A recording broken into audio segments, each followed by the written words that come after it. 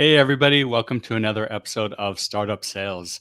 Really excited for today's guest. We have Dmitri Lisitski with us. He is the founder of Influ2. And we're going to speak about his inbound marketing versus outbound sales and how that failed for him and what they found, the strategy that they found that works well for them so that you could actually use this same strategies in your business. So really excited. We're going to get into a lot of good stuff, good information. So make sure you have your pen and paper and looking forward to it. Startup Sales is a podcast about what it's really like to get a business off the ground. We talk with founders, CEOs, and sales VPs from the high-tech market. You'll learn how to build and scale a sales team.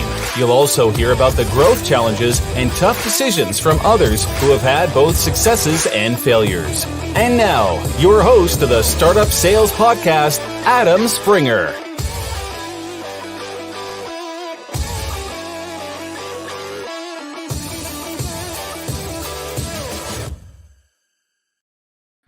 Hey, Dmitri, thanks for joining us. Thank you for having me. Really excited to kind of get into the nuts and bolts of this. But before we do, can you tell us a little bit about yourself and what your background is? Yeah, sure. Yeah, so actually, since my childhood, I dreamt to be a software developer, and I was writing code since probably 9-year-old. And then when I entered the university, I realized that I can basically develop anything I like. But then the challenge for me was, okay, if I develop anything, how can I market it? How can I sell it?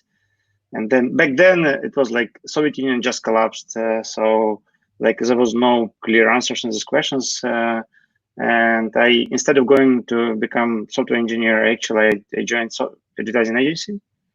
And it actually was an exciting time because I worked for P&G, Coca-Cola, McDonald's, Danone. So I learned a lot about marketing directly from these great companies. And then I created a company together with my business partner. It's called Global Logic right now. So it's kind of IT service company. And I thought at that moment that I know everything. I know how to run great business. And we actually built pretty decent company. So now it's like above 700 million in revenue. But when I tried to apply advertising and marketing strategies for B2B, it turned out completely failed. It worked completely differently. And also, we never managed to build scalable and repeatable sales model. It was, like sometimes we just lucky, sometimes we just used our networks, but it wasn't scalable enough. And I was, struggling to understand what exactly we did wrong, and despite of success of the company itself. And then I did Columbia MBA and a couple of turnarounds of e-commerce and online media companies, thinking, how can I apply my knowledge? And then we came up, put together our effort with my business partner to build Influ2. And in Influ2, basically, I try to solve these two problems for myself. One is to make advertising work for B2B.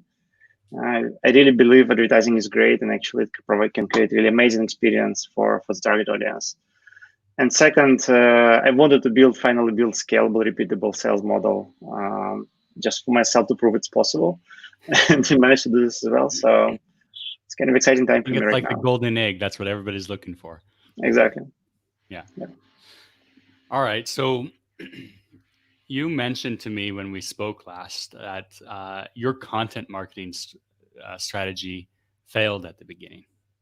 Yeah. Can you dive into what your content strategy was and why it failed? Yeah, absolutely. So I think we followed kind of standard playbooks that is promoted by growth hackers, and it's kind of everybody kind of know, like once you dive into this, you kind of follow pretty much same strategy when you create a lot of nice smart content articles, and then the whole idea behind it is like, if you want to get your audience, you just need to create amazing content and people will come. And by the way, it's kind of true for many companies. So I don't say it's not working. But once we tried, actually our idea initially was, okay, we can create some really big articles. And actually, if you go to our website back then, you will find some of them. So yeah, you can still trace what we did. and then we realized we used our own tool to promote it, obviously. So we used Influ2 to promote, to put it in front of decision makers or the companies we want to build relationship with. And we realized that our tracking code showed us actual time people engage with the content. And it was like, typically, it's like you really speak about like 10, 20, 30 seconds maximum. And all these huge articles is just completely waste of time because people don't have enough attention span and interest in reading what you got. So if you're Shakespeare or like really amazing content writer, it's still valid. But if you're in B2B world, it's almost impossible to write something that people will spend like hour reading your smart paper. Yeah. And essentially, the reason why it still works very well for many companies is because it's kind of very wide way of doing SEO. So if you have big unique content and you produce it often enough, you get a lot of inbound traffic. But it was completely useless for us because we didn't want inbound traffic. We want actually Influ2 is an outbound tool, so we used Influ2 to promote this content. So we didn't need traffic. We needed somebody who will engage with our content, and then we completely reshape our strategy and thought, okay, we need to make it simple, straightforward, relevant to the target audience, and then send it directly to the customer, to our target audience, and then we also customize it to like personalize it to the level of specific person. So we wanted to make sure this works really well for this specific person. And before we get into like what you did and how you changed it, I have a question about what you were doing.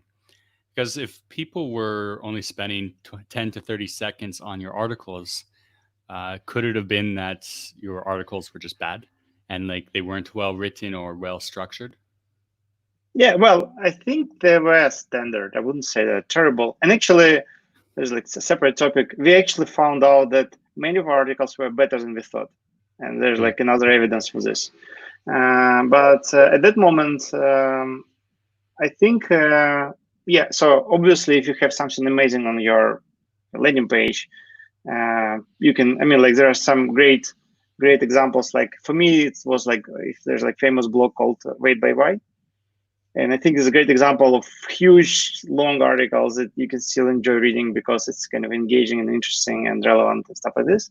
But then when you apply this to, in our case, like we are B2B marketing tool, it's very hard to say something amazing and exciting and keep your audience for so long. And then for our clients, it's even more tough because, like in many cases, okay, imagine you promote some some sophisticated router or some next level networking solution or whatever it is. So it's really hard to make long text about this engaging and interesting, even for people who are really deep into this. So you want to keep it relevant but still short enough. Okay, so what did you end up doing? So we transformed this into, first we kind of limited our content to very short pieces, super personalized. And second, we hired sales development team. So we transformed it into traditional outbound model that in combination with our content strategy worked amazingly well. So we got very repeatable model almost immediately. So we actually hired sales development person initially, and there was like two different approaches. So we had marketing and then sales separately, and the SDR was giving us maybe 5 leads per month maximum, sometimes less. 5? Yeah, something like this. Okay. 5 sales calls, which is not bad, by the way. If you drink beer with anybody in sales development, it's not bad. Yeah. Well, if you talk to somebody on the show, everybody will say, depends on your numbers. Yeah. Like on the show, everybody is getting 20 calls per month, but then the reality is, well, maybe 1 month, 2 years ago. Well, I think it also depends on what your deal size is. I mean, if you're 7 figures, 5 deals a month is huge. So matter of perspective.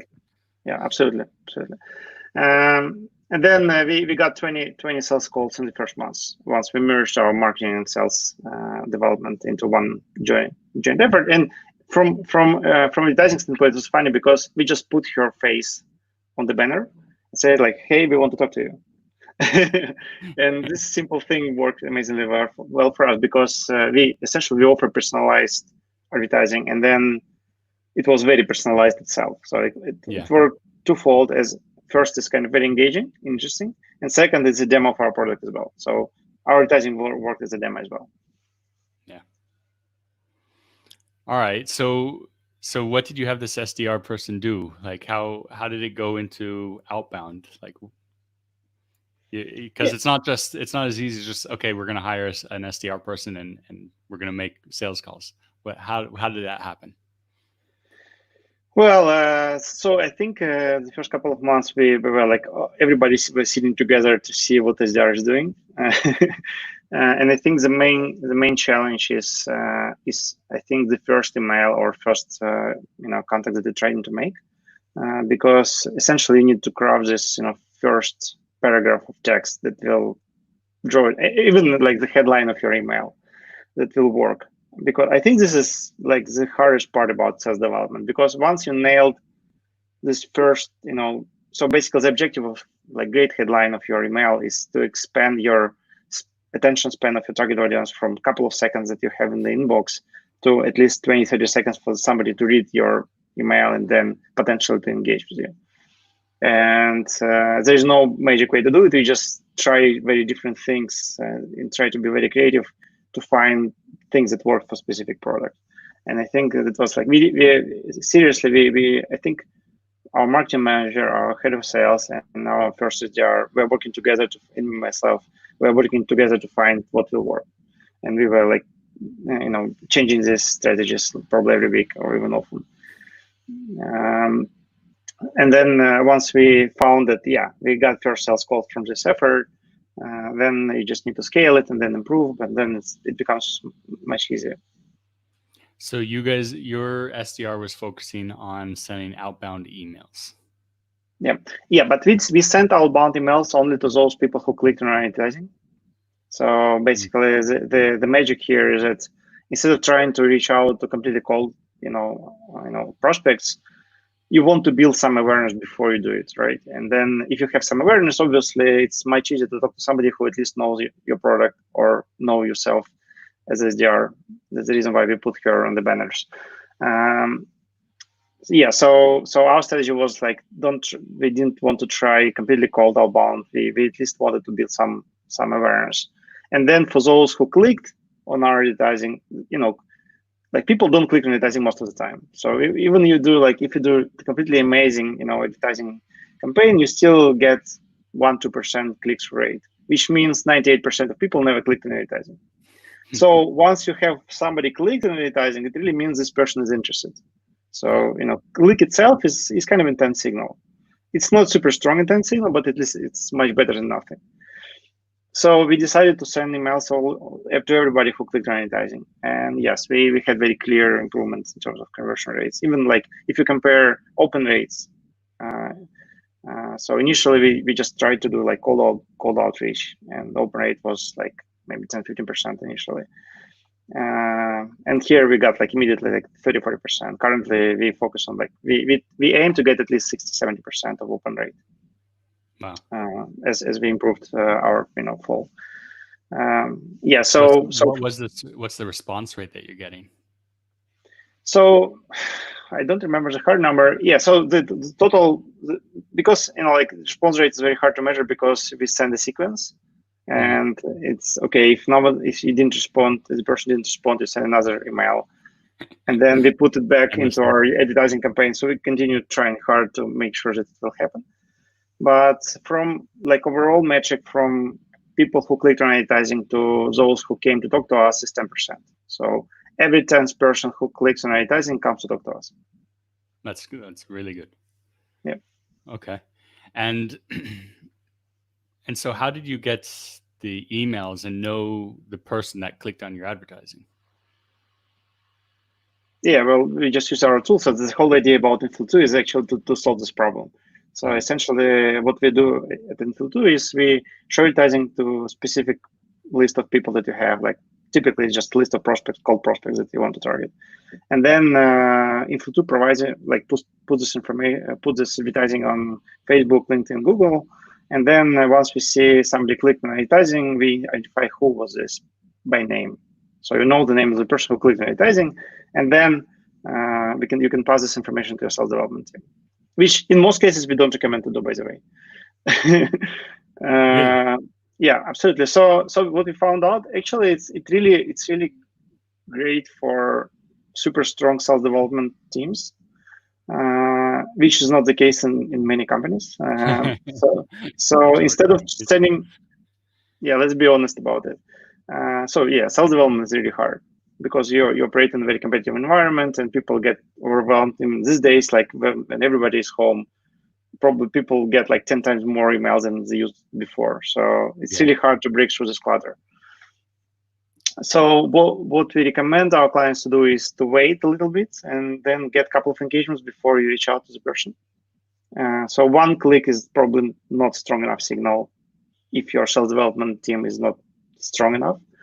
But then if somebody clicked on advertising a couple of times, came to a website, visited you, I mean, like we don't speak about lead forms, right? So like still it's kind of no lead forms. People just click on advertising, come to a website, watch your videos. And then because we know who is this, and then when we see like a lot of engagements around one person, then you can reach out to this person, and then you get like 30% conversion rate from this. wow. So like it's much better because obviously if somebody came to a website the third time, now is the right time to reach out to the person. I think this kind of information is so powerful for a salesperson. You know, like you said, if you're a good salesperson, you really like know your pitch and know how to convert. Because I would love to know which visitors came to my website and how often, and then be able to talk to them, that an individual person. Yeah, Knowing, it's actually funny because one of our clients actually crafted the pitch for us. I think we did it very like engineering way. So we tried to explain what we do. And one of our clients told us, guys, you're doing completely wrong. So the way you explain what Institute does is like, who is clicking on my ads? We answer this question. So this is the easiest way to answer what exactly Institute does. Yeah. So I think the combination of signals is what you can really use and then pass to sales team. And actually, in some of our clients, they just pass directly to sales team. They don't pass it to sales development people because if there are a lot of engagements, it's strong enough so you can, in the conversion rate is 30%, so sales people can just approach them directly without any sales development effort before. And then also it's kind of important to measure all the elements because like just click is not enough, so people just watch videos, which is also important engagement signal. And there's a combination of this. It's kind of important. But yeah, so currently we actually do cold outbound as well. So now, as we see that it's working well, we can actually, I think 10% of our leads right now is coming from completely cold outbound effort. And what does that look like? That's back to your emails? Yeah. So it's very, traditional email / LinkedIn type of effort. Okay. But You said once you have this message crafted, it becomes much easier to do.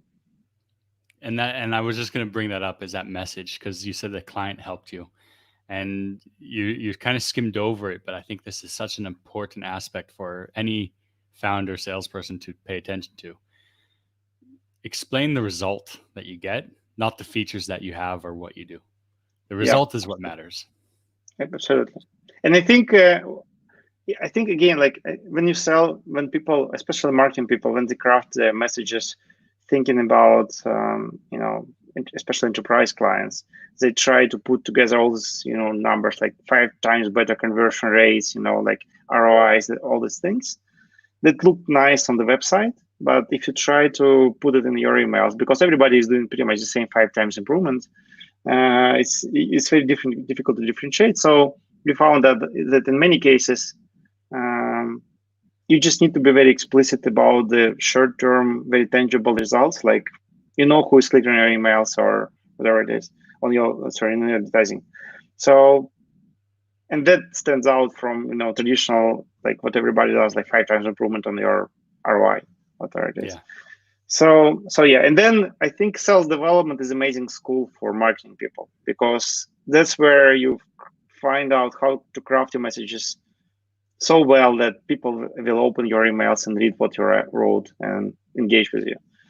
Because when you put something on the website, it's very hard to measure the direct result of, like, many people just come to a website, don't understand what you wrote and walk away, and you don't have any pain about it.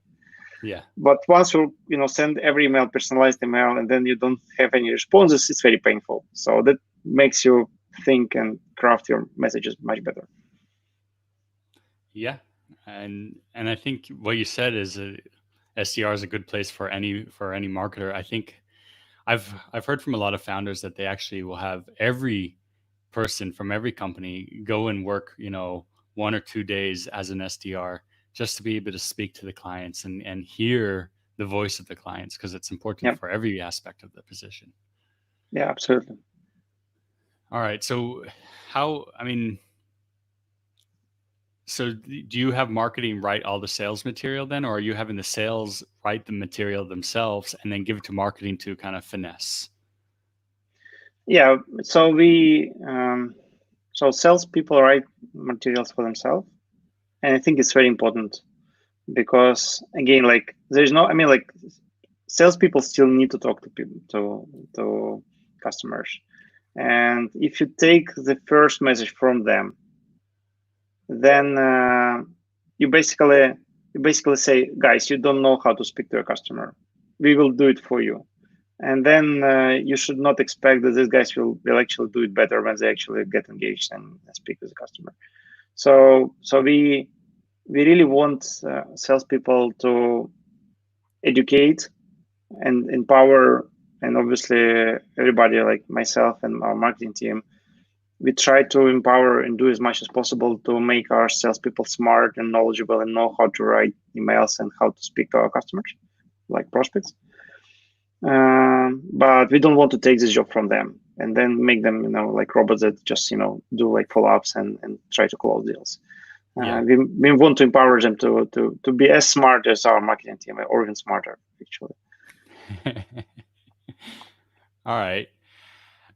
So what would you say is like what had the most impact for your sales? Was it the messaging? Was it that you had the intent data? What was the most impactful? Yeah, I think it really depends on the stage. So initially, the real challenge, and I mean, like, once you have good enough volume of leads, you can find out how to close them. So I think the real challenge is top of the funnel. So that's where, like for startups, that's where either die or survive. Because once you have some leads, as a founder, actually, I was selling myself for, I think, the first like 20, 30 clients I sold myself alone. Because, again, like, as you craft your product, you want to talk to your customers, you want to sell, and then you want to learn from them, and then that creates it gives you a lot of information how you can, develop your product going forward, and then to understand what the sales process should be, what kind of salespeople you want to have, because, again, like, there's no universal salespeople. It's really, like, different products require different, skill set.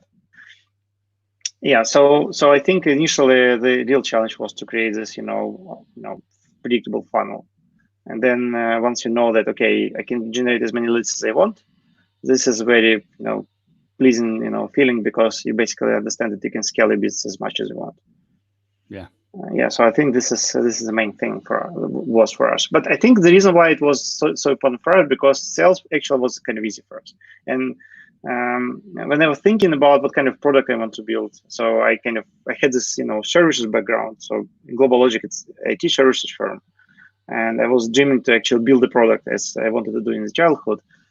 But then I realized that I want to build a product that can. I was so tired selling, IT services. It's so hard, and it's like it's very hard to articulate how different you are to other thousands of IT services firms that are on the market. That I wanted to create a product that is super easy to sell. Ideally, it should sell itself, right? So, like, once I come to a sales call, I need to tell what we do, and then the person should say, "Yeah, I want to try it." And this was a filter for me. That's the reason why I spent more than 10 years thinking what I want to build. because everything I was thinking about, okay, but it's not amazing enough. I want to build something really amazing, so I don't need to have this pain of selling and pushing these leads or those prospects. So that was kind of, so for us the sales process was kind of easy because in most cases clients said, hey, it's kind of cool what you do, like let's try. Yeah, I think and when you probably when you made that change to selling the result versus what you guys do, it probably was really easy because that result is very first of all, it's easy to understand, but it's also very measurable. Yep. You could easily do the calculation on ROI and see, okay, wow, I could have increased my conversion by this much. That means that much more revenue. Wow, this is fantastic. That's easy. Yeah. Well, to be honest, I think again, like most of our clients are enterprise focused, high tech companies, and I think the whole sector, is still struggling to get measurable results, because, and I think this is a fundamental problem. I don't actually, to be honest, I don't know how to solve it, because when you think about enterprise sales, you talk about half year to couple of years sales cycle. You speak about really multi-touch approach. You basically, most of our clients, they do everything possible. They don't pick which tool works, which is not working. They try, if that works at some level, they will just buy it, because when you target getting like $1 million contract, you will do everything possible to actually close this deal, right? Yeah. So and then when it comes to attribution, the real challenge is like how can you prove that this tactic works? Thinking about 2-year deal cycle. So I think it's still so obviously you try to measure intermediate metrics like what's my lead conversion rate, but still even at this level you don't speak about thousands of leads per month. You speak about maybe tens or hundreds at least. So it's like very hard to measure what element worked for, especially multi-touch approach. And then when we think about organization, because most of the companies that are doing enterprise actually themselves are enterprises. So actually there's like one seal of marketing team, another seal of sales team. So when they win the contract, it's because salespeople are so great. And when they lose the contract, it's because marketing didn't help them. So again, it's very, you can easily face a situation when, it's because Influ2 didn't work. Or it's like you want to point to somebody outside that didn't help you. And actually, we had like very funny situations. We had one client that did a trial with us, and it's like it doesn't work. So like what you're doing is not working. And we just analyzed the engagements and said like here, but here's a client that actually I think there were like 5 or 6 people in the buying group that clicked on the advertising, came to the website, engaged multiple times. Obviously, these guys were interested. Did you talk to them? It's like, yes, we talked to them, but they said that they don't need our product. It's like, how can you help me with this? Our job is to deliver a message, and obviously we delivered it very well. And these guys actually engaged with you, but you couldn't sell, and then it's us who is responsible for this.